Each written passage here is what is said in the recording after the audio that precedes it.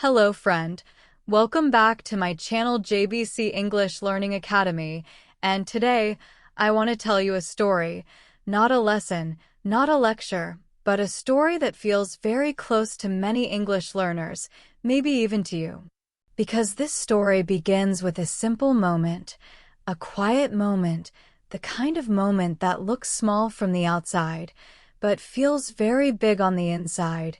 And this moment starts with a screen, a long article on that screen, and a learner sitting very still. Breathing slowly, eyes moving left to right, trying to understand English, really understand it. Not just words, but meaning, feeling, intention, and flow, and at first everything looks normal. The title looks interesting. The topic sounds smart. Maybe it is about society, or science, or culture, or technology, and the learner feels hopeful, confident even, because this learner is not a beginner anymore. No, this learner knows grammar, knows vocabulary, has passed exams, has studied for years, and yet something strange begins to happen, because after the first paragraph, the feeling changes, the sentences become longer, the ideas become deeper, the words begin to connect in ways that feel slippery, like trying to hold water with your hands. And the learner reads one sentence, then reads it again, and still the meaning feels far away, like a voice speaking from behind a thick glass wall. And this is the moment when frustration quietly enters the room, not loudly, not angrily, but softly, like a shadow, whispering, "Why is this so hard? And am I really good at English? And why do native speakers understand this so easily?" And in this moment, the article no longer feels like information. It feels like a test, a wall, a locked door, and the learner feels small again, even after all that effort. And maybe you know this feeling. Maybe you have felt it late at night, or early in the morning, or during a study session when you promised yourself you would improve. Because complex articles are strange things. They are not just about words. They are about structure and logic and hidden connections and ideas that are not said directly. And when you listen to someone reading such an article or explaining it, the feeling can be even harder, because the sound keeps moving forward. It does not wait.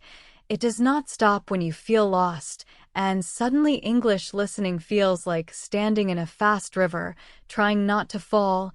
And here is the challenge of our story. The real challenge, not just understanding one article, but understanding how English really works at a high level, how ideas are built slowly, how one sentence prepares the next, how writers and speakers guide you without telling you they are guiding you. And the learner in our story almost gives up, almost closes the article, almost says, "This is not for me," but something small stops them, something quiet but strong, a thought that says, "What if the problem is not my English, but the way I am listening?" And this thought opens a new door, a door not to harder study, not to more grammar rules, but to a different way of listening, a slower way, a kinder way, a storyteller's way, because storytellers do not rush, they do not fight the river. They learn its direction, and the learner begins to listen again, not for every word, but for the feeling of the paragraph, the general idea, the emotional color, and something surprising happens. The article becomes a little softer, not easy, but softer, like a hard bed becoming comfortable when you change your position, and the learner notices patterns, not details, but patterns, how the writer introduces an idea, then explains it, then gives an example, then shows why it matters. And suddenly the article is not a wall anymore. It is a path, a long path, yes, but a path you can walk on step by step, and this is the realization, the turning point of our story. The moment when the learner understands that complex English is not about speed or intelligence, it is about patience, about trusting the flow, about allowing confusion to exist for a moment without panic. And as this realization grows, confidence slowly returns, not loud confidence, not fake confidence, but quiet confidence, the kind that says, I don't understand everything yet, and that is okay. And this confidence changes the way the learner listens, because now, when they listen to a complex article, they do not try to catch everything, they let the voice move. They listen for direction, for intention, for the story behind the information, and with time, something beautiful happens. Understanding arrives naturally, like sunrise, not suddenly, but gently, and the learner feels transformed. Not into a perfect English speaker, but into a calmer listener, a smarter listener, a listener who knows that confusion is not failure, it is part of the journey. And now, looking back, the learner smiles, because that article that once felt like a wall is now a teacher, and the reflection becomes clear. Improving English listening at a high level is not about pushing harder, it is about listening deeper. And the takeaway of this first part of our story is simple but powerful. When English feels complex, do not run, do not fight, slow down, listen like a storyteller, and remember, every complex article is just a long story waiting to be understood, one calm moment at a time. Now the story continues, and this time it moves a little deeper, because after the learner realizes that complex English is not a wall but a path, a new question quietly appears, a question that sounds simple, but is actually very powerful. And the question is this: if complex articles are stories, then what is their shape? And this question changes everything, because when you listen to a story, you do not listen to every word with fear. You listen for direction, for movement, for where the voice is taking you, and the learner begins to understand that complex articles, especially the ones used in C1 English, are not written randomly. They have a hidden shape, like a river that curves and bends, but always moves forward, and at first, the learner does not see this shape clearly. It feels invisible, like trying to see the wind, but slowly, with patience, the learner starts to feel it, especially while listening, because listening forces you to accept time. You cannot stop the speaker easily. You cannot control every second, and this is scary at first, but it is also freeing. And one day, the learner listens to a long article being read aloud, maybe from a podcast, maybe from a video. And instead of trying to understand every sentence, the learner asks a different question. Why is the speaker saying this now? And this small question opens a new door, because suddenly the learner notices that the article begins by setting a scene, giving background, helping the listener feel safe, then slowly introduces a problem, a tension, something that needs attention, and the learner feels this tension even before fully understanding it, like music that becomes darker before you know why. And then the article explores the problem, turning it around, looking at it from different sides, sometimes agreeing, sometimes questioning, and the learner realizes that confusion in the middle is normal, not a sign of failure, but a sign that the article is doing its job. Because real thinking is not clean and simple, it is messy, and complex articles reflect this mess, and this understanding helps the learner relax, because now confusion feels temporary, like clouds that will move away. And as the article continues, the learner hears signals, not loud signals, but soft ones, words like however, on the other hand. This suggests, in contrast, and instead of seeing these words as enemies, the learner begins to see them as friends, as signposts on the road, quietly saying, we are changing direction now, or we are going deeper, or we are coming closer to a conclusion. And this is a big transformation, because before, these words felt heavy and difficult, but now they feel helpful.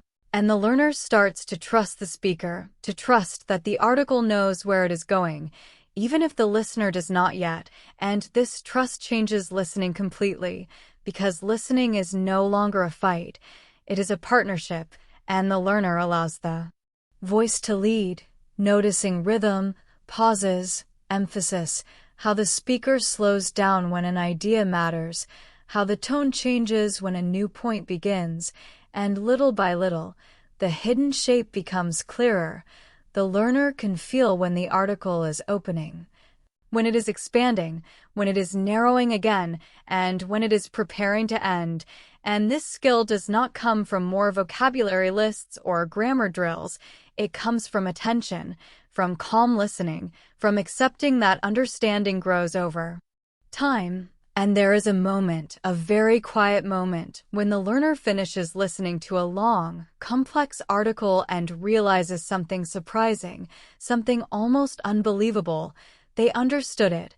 Not every detail, not every example, but the main idea, the direction, the purpose, and more importantly, they did not feel tired or afraid. They felt curious, and this curiosity is a sign of real progress. Because now English is not something to survive, it is something to explore.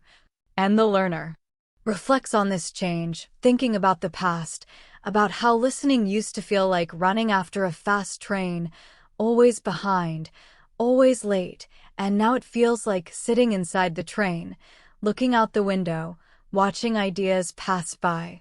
And the learner understands that improving English listening at a high level is not about catching words.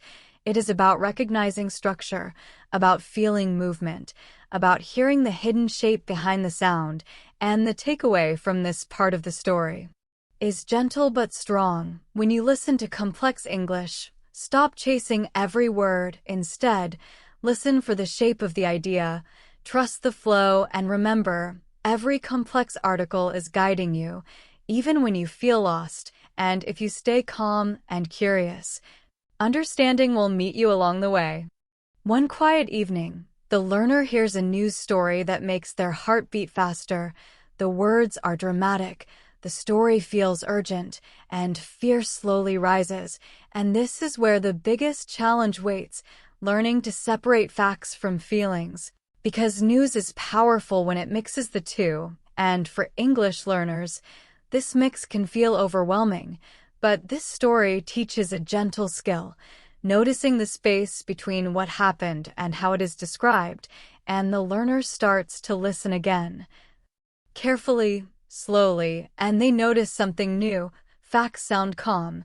They answer simple questions: who, what, where, when. But feelings sound louder. They push, they pull, they repeat, they use strong words like crisis, disaster, shocking, unbelievable. And as the learner hears this, they begin to smile softly, not because the news is funny, but because understanding brings peace. And this is the exploration, listening again, maybe twice, maybe 3 times, and asking, what do I know for sure? And what am I being asked to feel? And in this gentle process, English becomes easier because the mind is not fighting emotion, it is observing it, and then comes a realization that feels like light. Feelings are not bad, they are human. But they should not replace facts, and when the learner understands this, transformation happens. They feel stronger, less controlled, more balanced, and they begin to listen to news like a story with 2 layers, the event and the emotion, and this balance helps English grow naturally, because understanding deepens when fear fades, and in reflection, the learner remembers how they once believed everything immediately, how every headline felt personal, and now there is space, there is breath, there is clarity. And the takeaway becomes simple and powerful. When listening to news in English, listen for facts with your mind and feelings with your heart, but do not let one silence the other, because true understanding lives in the space between them.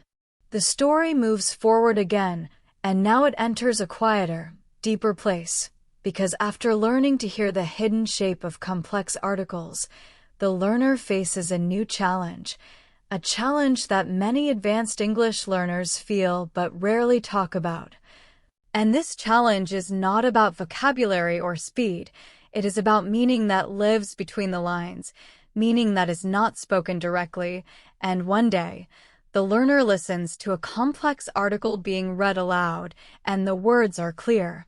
The sentences are understandable, but still, something feels missing, like hearing a song without fully feeling the music, and the learner realizes that understanding English at a high level is not only about what is said, but about what is suggested, implied, gently pointed to, and this realization feels uncomfortable at first, because implied meaning is invisible. You cannot underline it, you cannot translate it easily, and while listening, it can feel like trying to catch smoke, but instead of giving up, the learner becomes curious again, asking a new question.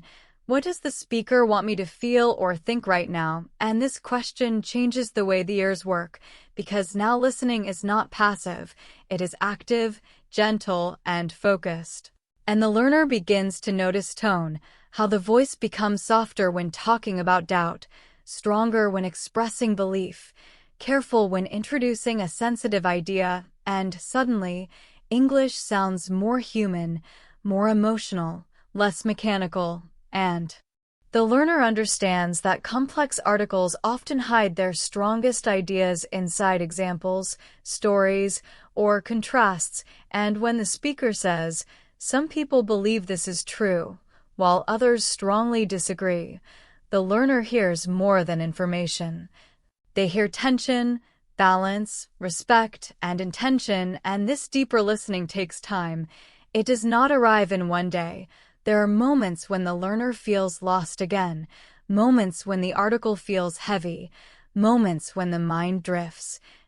But now the learner does not panic, because they know that understanding grows in layers, like painting, one soft layer at a time, and something beautiful happens when the learner starts listening again and again to the same article, not to memorize it, but to feel it. The first time, they listen for the main idea, the second time, for the structure, the third time, for emotion and intention, and each time, the article opens a little more, like a door slowly swinging wider, and there is a moment, a small but powerful moment, when the learner hears a sentence and suddenly understands not just the meaning, but why it was said in that way, and this moment feels like magic. But it is not magic, it is practice, patient, kind practice. And this practice changes the learner, because now listening is no longer about fear of missing something, it is about trust. Trust that the mind will connect ideas naturally.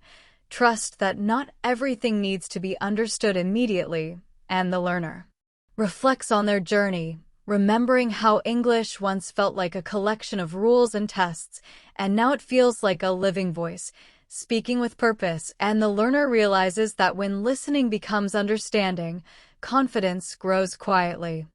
Not from knowing all the answers, but from knowing how to listen, and this confidence spreads into speaking, because when you truly understand how English sounds and moves, your own voice becomes calmer, clearer, more natural, and the takeaway from this part of the story is simple and warm. To understand complex English, listen beyond the words, listen to tone, intention, and feeling, allow meaning to arrive slowly, and remember, real understanding is not loud or fast, it is deep, gentle, and patient.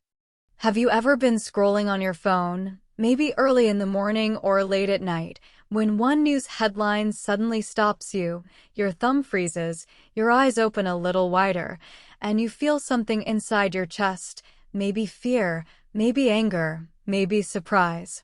And you click, not because you want to, but because you feel you must. And as the story opens, your mind starts to run, you start to believe, to judge, to worry, and before you know it, the news is not just information anymore, it is emotion, it is pressure, it is noise, and in that quiet moment, without knowing it, the news has already made a decision for you. And today, this story begins exactly there, in that small moment when a headline controls your feeling. Because learning to analyze news critically does not begin with politics or facts or big words, it begins with awareness, with noticing how news talks to you, how it touches your emotions, how it pulls you in, and this story is about slowing down, listening carefully, and learning how to hear news like a calm storyteller, not like a frightened listener. And imagine a young learner of English, maybe like you, sitting in a small room, listening to the radio while making tea. The voice sounds serious, the music is low, the words are strong, and the speaker says something like, "This changes everything," and those three words feel heavy, they feel final, and the learner feels confused because everything cannot change every day, but the news makes it feel that way. And this is the first challenge, understanding that news is not just language, it is storytelling, and every story has a purpose, a direction, and sometimes a hidden push. And as the learner listens more, they notice the speed, the tone, the repetition, and slowly, a realization begins to grow. The news is speaking fast, but understanding needs to be slow. And this is where transformation starts, when you decide to pause, to breathe, to ask simple questions in your mind. What is really happening? Who is speaking? Why are they speaking now? And what do they want me to feel?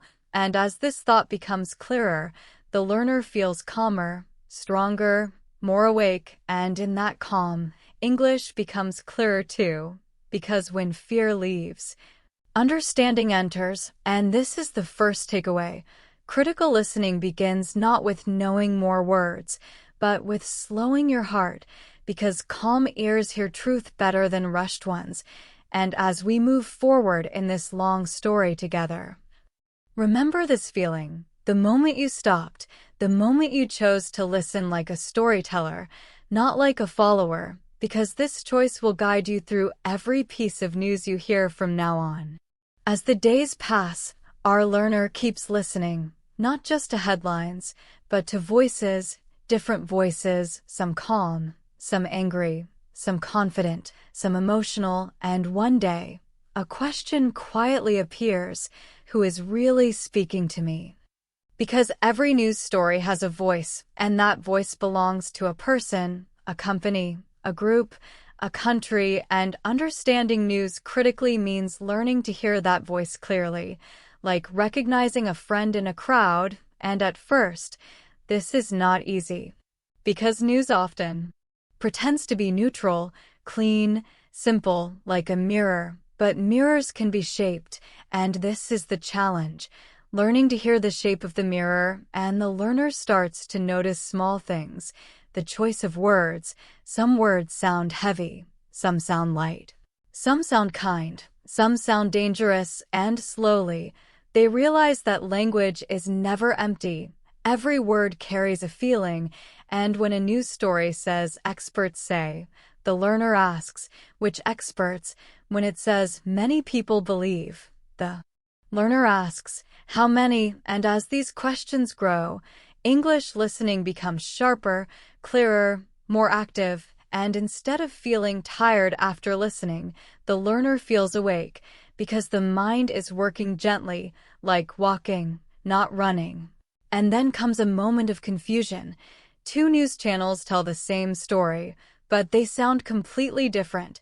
One sounds like a warning, the other sounds like hope, and this is the exploration, understanding that facts can be dressed in different clothes, and critical listening is learning to see the clothes without forgetting the body underneath. And in this moment, a realization arrives. News is not lying all the time, but it is choosing a way to speak, and that choice matters. And when the learner accepts this, something changes. They stop asking, "Is this true or false?" and start asking, "How is this being told and why?" And this transformation brings confidence, because now English listening is not passive, it is a conversation inside the mind, and the learner feels proud because they are no longer afraid of long news reports, fast speech, or serious voices. They are listening with intention, and the takeaway becomes clear. To analyze news critically, you must listen for the speaker, not just the story, because when you know who is talking, you understand why they talk the way they do, and English becomes not just a language, but a lens. As the story continues, something important begins to change inside the learner, something so quiet that it is almost invisible at first, because confidence does not always arrive like a celebration. Sometimes it arrives like a soft breath. And this is exactly what happens here. After many hours of listening to complex articles, after many moments of confusion and calm, the learner notices that English no longer feels like an enemy. And this realization comes during an ordinary moment, not during a test, not during a class, but while listening to a long article playing in the background, maybe while walking, maybe while sitting with a cup of tea, and suddenly the learner understands the direction of the article without trying, without effort. And this surprises them, because there was a time when listening required full concentration, tight shoulders, worried thoughts, but now the understanding feels natural, like recognizing a familiar voice in a crowd, and this is the moment. When confidence quietly appears, not confidence that shouts, "I am fluent," but confidence that whispers, "I am comfortable," and this comfort changes everything, because when you feel comfortable, your mind opens, your body relaxes, and learning becomes easier, and the learner starts to notice that complex articles follow emotional patterns as well as logical ones. They begin with curiosity, move into tension, explore ideas, and then slowly settle, and the learner feels these emotional movements while listening, almost like listening to a piece of music, and this emotional awareness makes listening richer, deeper, and more enjoyable. And there is a challenge here too, because comfort can sometimes turn into carelessness, and the learner experiences moments when attention fades, when the mind drifts away, and at first this feels like failure again. But then the learner understands something important. Drifting is natural, especially during long listening, and instead of blaming themselves, they gently return their attention, like guiding a child back to the path. And this gentle approach strengthens confidence even more, because confidence grows when you trust yourself, when you know you can come back, and the learner reflects on the past again, remembering how complex articles once caused stress, how listening felt like a test that never ended, and now listening feels like a conversation, even if the learner is silent. And this inner change slowly shows on the outside, because when the learner speaks English now, their sentences flow more smoothly, pauses feel natural, ideas connect more clearly. And this is not because they memorized phrases, but because they learned how English thinks, how English moves, and this understanding comes from listening deeply, patiently, repeatedly, and the learner realizes that confidence in English is not about knowing everything. It is about trusting the process, trusting that understanding will come if you stay present, and the reflection becomes very clear. Complex articles are no longer something to fear, they are something to learn from, to practice with, to grow through, and the takeaway from this part of the story is calm and encouraging. When confidence appears, let it be quiet, let it be steady. Keep listening with kindness, and remember, real fluency feels like comfort, not pressure.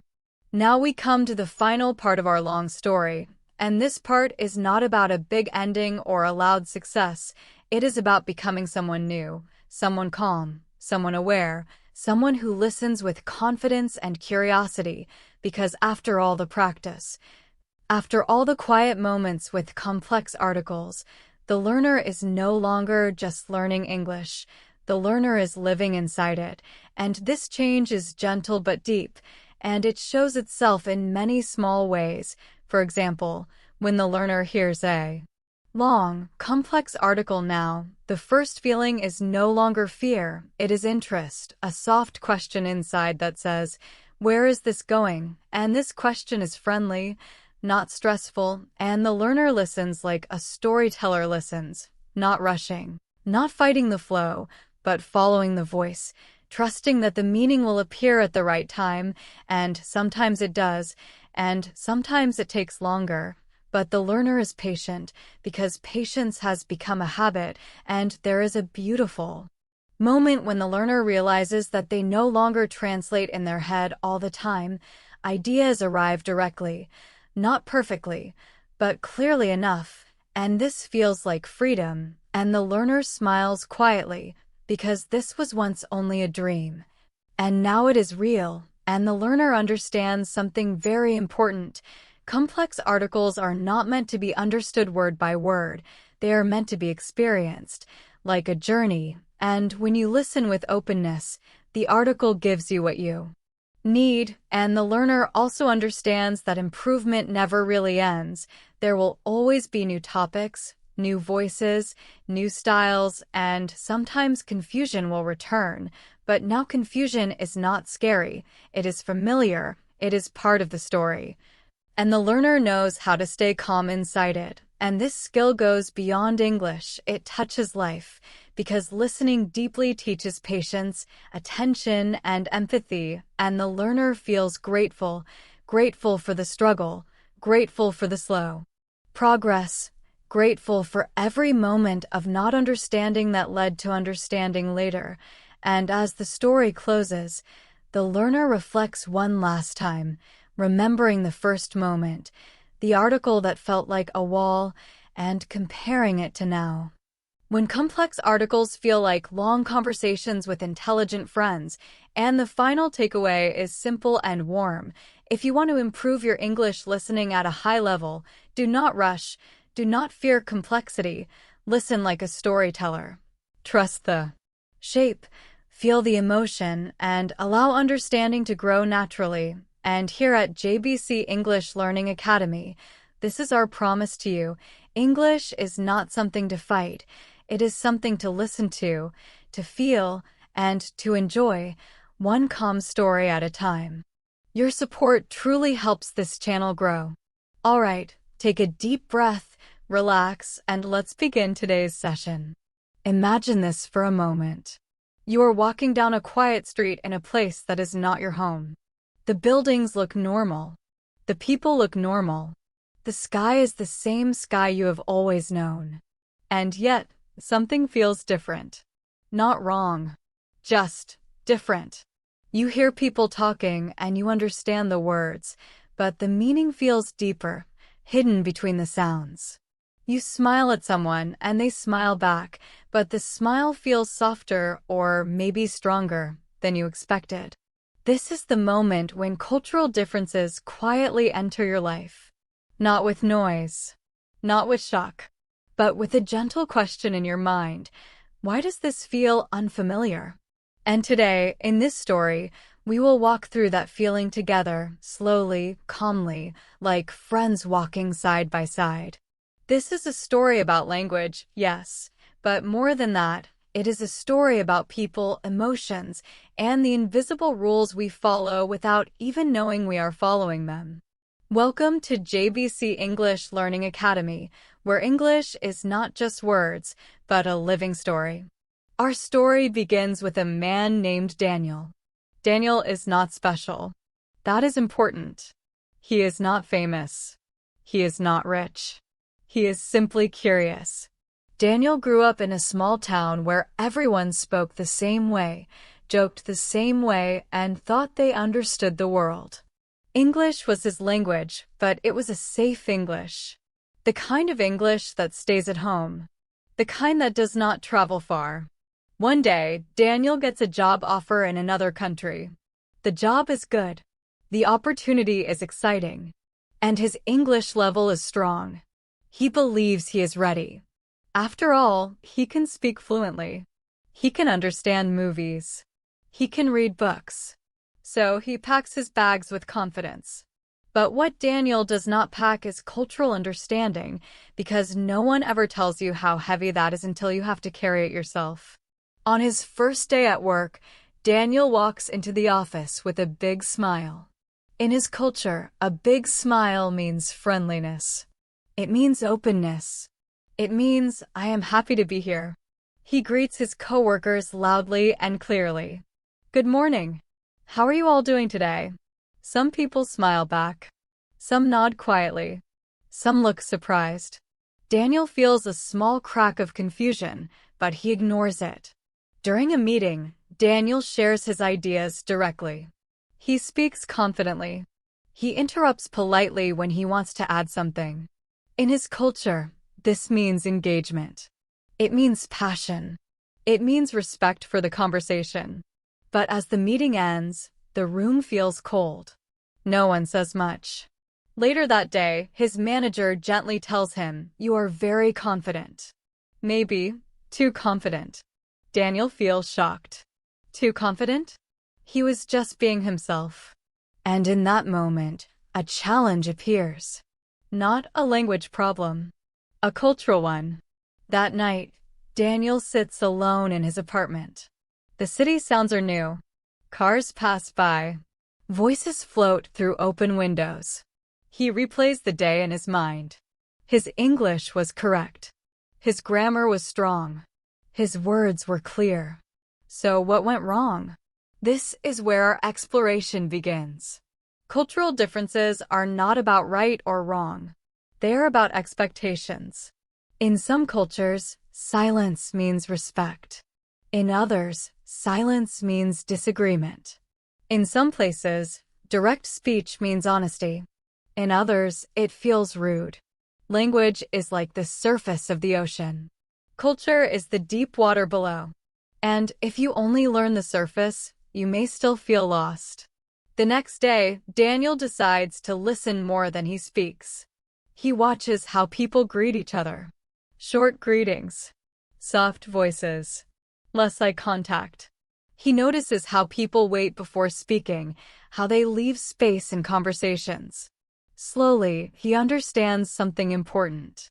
Communication is not only about words. It is about timing, tone, space, emotion. Daniel realizes that fluency is not just speed or vocabulary. Fluency is harmony. It is knowing when to move forward and when to step back. This realization does not come quickly. It comes with small moments. A coworker smiles when Daniel waits before speaking. Another coworker thanks him for listening. These moments feel like small wins, but they change everything. Weeks pass. Daniel starts to feel more comfortable. He still makes mistakes. He still feels unsure. But now he is learning a new kind of English. An English that listens. An English that observes. An English that adapts. One afternoon, he is invited to a coworker's home for dinner. This is a big moment. In his culture, dinner is casual. You arrive on time or a little late. You speak freely. You help yourself to food. But something inside Daniel tells him to pause. He arrives exactly on time. He brings a small gift. He waits to be invited to sit. He watches how others eat, how they speak, how they laugh quietly. The dinner feels warm, safe. At the end of the night, his coworker says, "It was nice having you here. You understand us." Those words stay with Daniel. Not because of the language, but because of the meaning. This is the transformation. Daniel does not lose himself. He does not change who he is. Instead, he grows. He adds layers. He learns that understanding cultural differences is not about acting fake. It is about respect. It is about curiosity. It is about humility. When you learn English at a high level, especially C1 level, you are no longer just learning how to speak. You are learning how to connect. And connection requires awareness. It requires patience. It requires empathy. Now, let's pause and reflect. Think about your own experiences.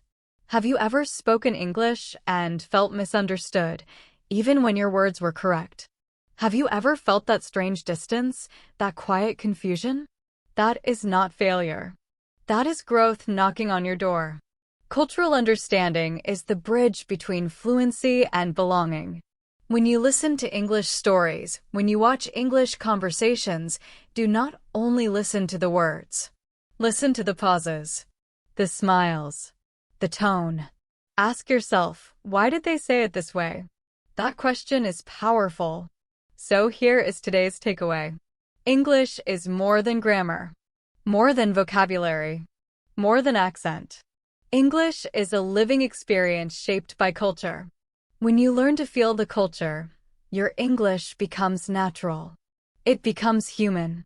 And as we continue this journey together, remember this. Every misunderstanding is a lesson. Every quiet moment is teaching you something. And every step outside your comfort zone is making your English richer, deeper, and more alive. Stay with me. Our story is only beginning.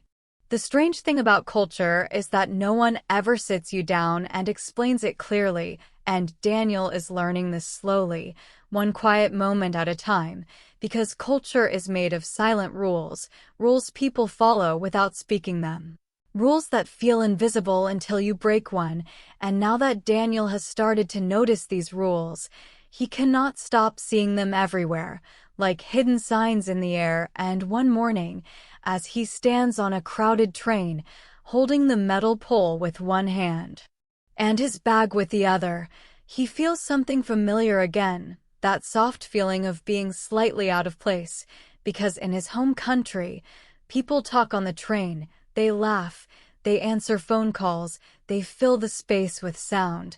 But here, the train feels like a moving library, quiet, calm, respectful, and Daniel remembers his first week when he answered a phone call loudly and noticed people looking away, not angry, not rude, just uncomfortable, and now he understands why, because silence here is not empty. Silence is shared respect, and this realization makes him smile quietly to himself, because he is finally starting to hear what people are not saying. At work, Daniel begins to notice more silent rules, especially during meetings, where people speak less but mean more, where words are chosen carefully and pauses carry weight, and one day, his manager asks a simple question, "What do you think about this plan?" And Daniel feels that old habit rise inside him, the habit to answer quickly, to show confidence, to prove value.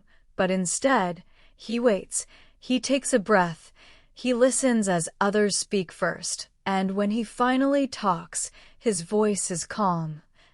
His words are softer, and something surprising happens. People nod, they listen closely, and after the meeting, a coworker tells him, "Your idea was very thoughtful," and this word, thoughtful, stays with Daniel, because before, people called him confident or direct, but now they see depth, and he realizes that sometimes, speaking less makes your voice stronger.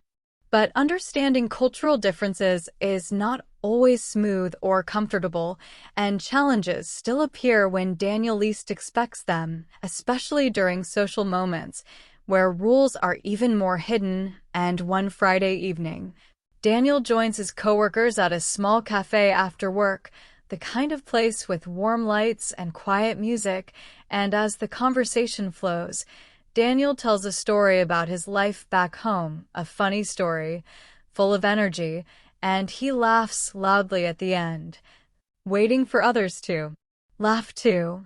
But the reaction is softer than he expects, a few smiles, small laughs, and then the conversation moves on, and Daniel feels that old confusion return, that question in his mind, did I do something wrong?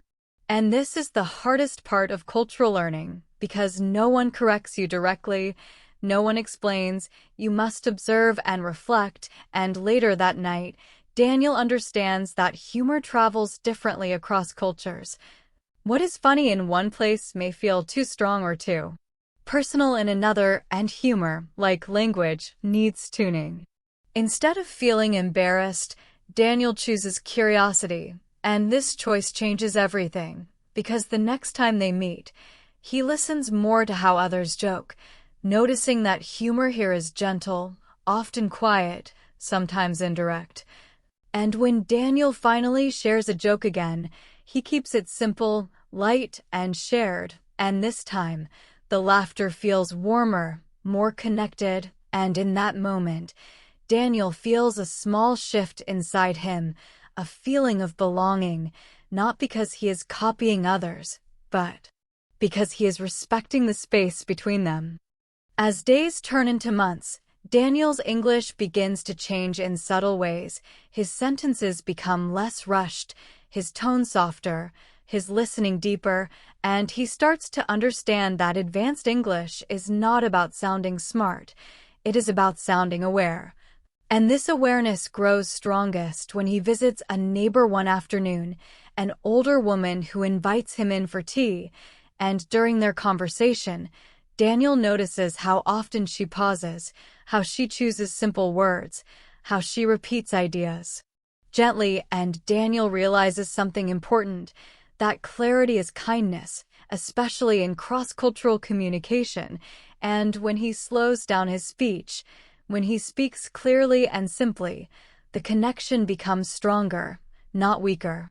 But still, there are moments of misunderstanding, moments that test Daniel's patience, like the day he receives feedback at work that feels unclear, indirect, almost confusing, and in his culture, feedback is direct, clear, sometimes even harsh, but here, feedback comes wrapped in soft language, suggestions instead of commands, and at first, Daniel feels frustrated, wishing people would just say what they mean, but then he understands that this softness is not weakness, it is care, it is a way to protect harmony, and once he understands this, the frustration fades, replaced by respect.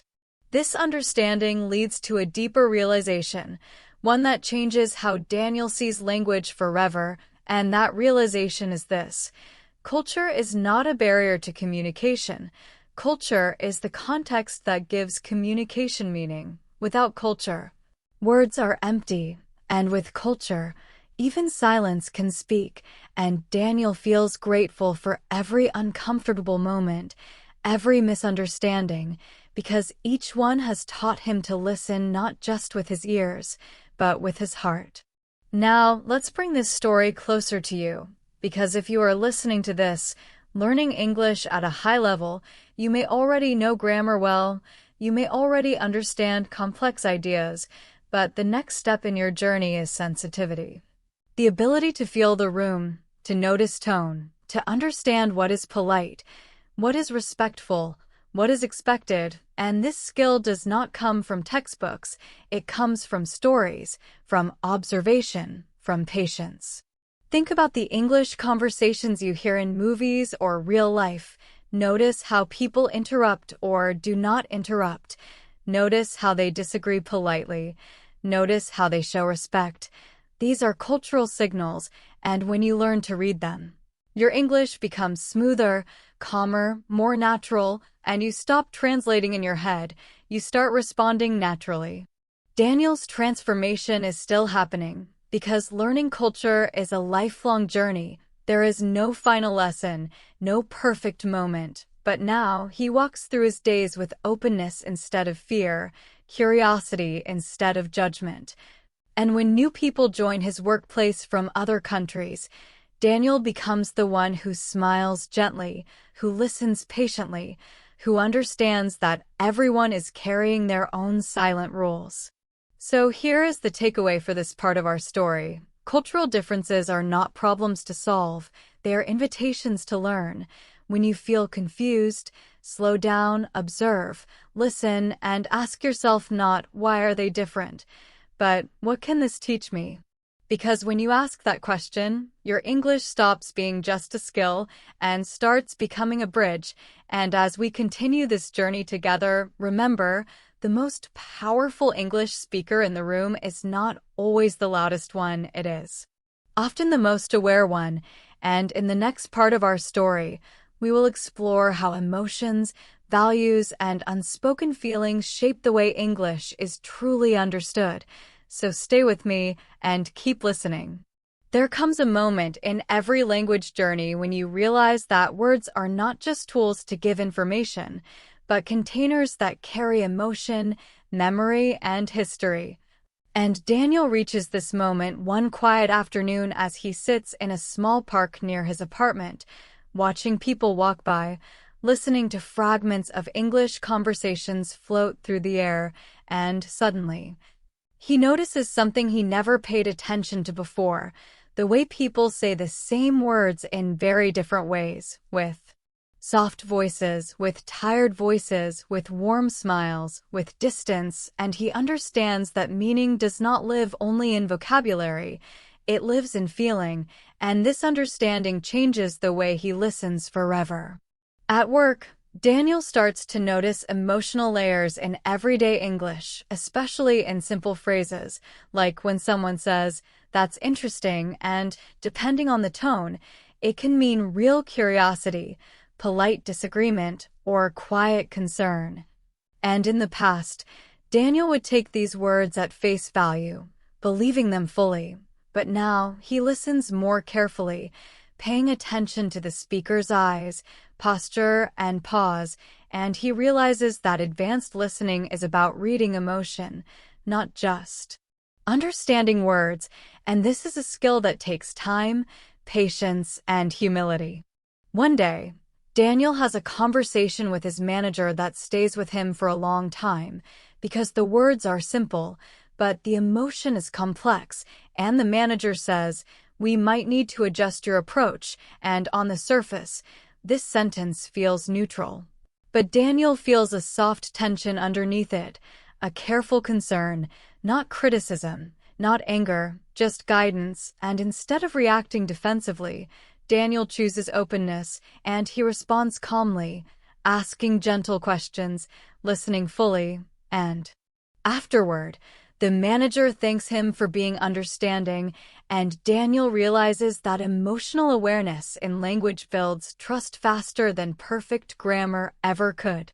But emotional understanding is not always easy, especially when emotions are hidden or controlled by cultural habits, and Daniel experiences this during a team project where stress slowly fills the room, deadlines approach, and people remain calm on the surface. But Daniel feels the pressure in small signs, shorter replies, longer silences, polite smiles that fade quickly, and in his culture, stress is visible, spoken, sometimes loud, but here, stress is quiet, controlled, and internal, and Daniel has to learn to hear what is not said, to notice what is missing, and this ability to sense emotional undercurrents becomes one of his strongest communication skills.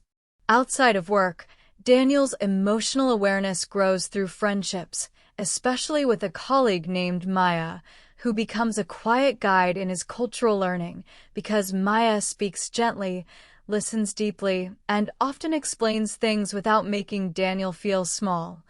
And one evening, as they walk home after work, Daniel asks her a question he has been carrying for months. "How do you know what people really mean?"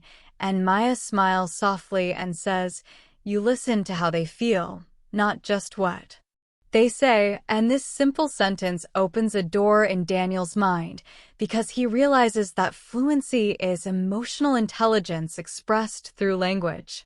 As Daniel becomes more emotionally aware, his own English begins to change again. His voice becomes warmer, his pace slower, his words more thoughtful, and people start responding to him differently, with more openness, more trust, more comfort, and one day, during a meeting, Daniel shares a concern using very simple language, no strong words, no pressure, just honesty, and the room responds positively because people feel heard, not challenged, and this moment shows Daniel that emotional alignment is more powerful than verbal strength.